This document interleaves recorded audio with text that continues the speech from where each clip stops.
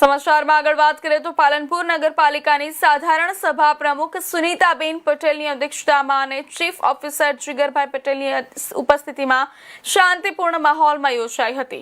બેઠકમાં શહેરના વિકાસ અને પ્રાથમિક સુવિધાઓને લગતા કુલ 7 જેટલા મુદ્દાઓ પર ચર્ચા કરવામાં આવી હતી।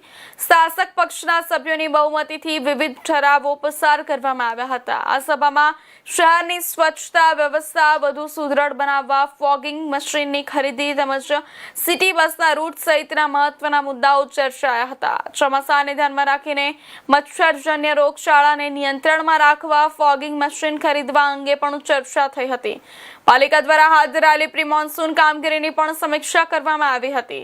અપક્ષ સભ્યોએ કામગીરીની સરાહના કરી હતી। વોર્ડ નંબર 2 માં ડીપી રોડના વિકાસ માટે આર્થિક સહયોગ સાથે જરૂરી કામગીરી હાથ ધરવાની માંગ પણ કરવામાં આવી હતી।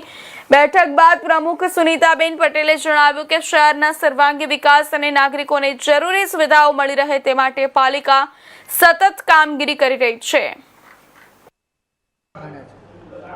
અમારા વોર્ડ નંબર 2 ની અંદર વર્ષોથી વરસાદી પાણીનો બહુ ગંભીર પ્રશ્ન છે। દર ચોમાસાની અંદર કોલેજ કમ્પાઉન્ડનો ઘણો ખરો વિસ્તાર ડૂબમાં જતો રહે છે, જેના લીધે લોકોને લાખોનું નુકસાન થાય છે। તો વિકાસ નકશાની અંદર ડીપી રોડ મંજૂર થયેલો છે કોલેજ કમ્પાઉન્ડથી માવજત જતા રોડ ઉપર।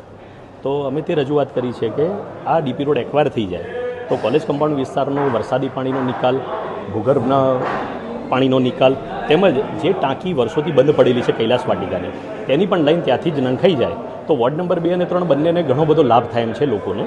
તો અમારી એ રજૂઆત હતી અને એની અંદર એક્વાયર કરવામાં જે કંઈ પણ ખર્ચ થશે તો તેની અંદર હું પણ સહભાગી થઈશ અને નગરપાલિકામાં ડોનેટ કરીશ।